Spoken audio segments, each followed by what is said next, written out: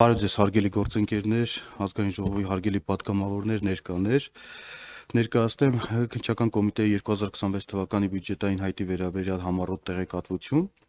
Քննչական կոմիտեի կողմից ինչպես 2025 թվականին, այնպես էլ 2026 թվականին բյուջետային գործընթացի շրջանակներում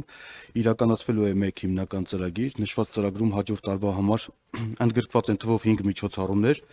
որը 2025 թվականի համեմատ նվազել է 1 միջոցառումով, մասնագիտական վերապատրաստում անցնող կրթաթոշակի տրամադրում։ Կոմիտեի կողմից 2026 թվականին իրականացվելիք մեկ հիմնական ծրագրի ծախսային պարտավորությունը կազմում է 19.2 միլիարդ դրամ, որը 220 միլիոն դրամով աճել է 2025 թվականին հատկացված 18.98 միլիարդ դրամի համեմատ։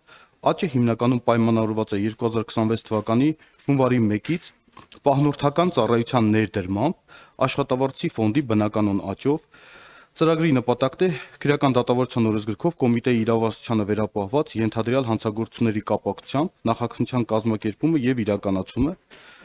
Ծրագրի շրջանակներում իրականացվելու են հետեւյալ միջոցառումները. քրեական գործերով վարույթի իրականացում նախատեսվել է 17.74 միլիարդ դրամ, որը 2025 թվականի 16.89 միլիարդ դրամի համեմատ աճել է մոտ 850 միլիոն դրամով։ Աճը հիմնականում պայմանավորված է 2026 թվականի հունվարի 1-ից պահնորդական ծառայության ներդրմամբ աշխատավարձի ֆոնդի բնականոն աճով արդեն իսկ նշեցի։ Երկրորդը վերապատրաստման եւ պատրաստման կազմակերպում միջոցառման մասով բյուջետային հայտով նախատեսվել է 22.4 միլիոն դրամ, 730 վերապատրաստվող, իսկ 2025 թվականին 23.4 միլիոն դրամ, 775 վերապատրաստվող։ Հաջորդը քննչական կոմիտեի պահոստային ֆոնդ միջոցառումով նախատեսվել է 318.1 միլիոն դրամ, 2025 թվականին 316.8 միլիոն դրամի համեմատ։ Պահոստային ֆոնդի մեծությունը հաշվարկվում է քննչական կոմիտեում ինքնավար պաշտոն զբաղեցնող անձանց եւ քաղաքացիական ծառայողների աշխատավարձի միասնական ֆոնդի 2%-ի չափով։ Մյուսը փորձագիտական ծառայությունների տրամադրում միջոցառումով նախատեսվել է 721.8 միլիոն դրամ, պահպանելով 2025 թվականին հատկացված նույն գումարը։ Այս միջոցառման շրջանակներում փորձագիտական ծառայությունները եւ քրեագիտական աջակցությունը կատարվելու է Հայաստանի Հանրապետության քննչական կոմիտեի փորձաքրեագիտական կենտրոն ՊՕԱԿ-ի կողմից, որը կազմավորվել է ՀՀ կառավարության 2024 թվականի մայիսի 2-ի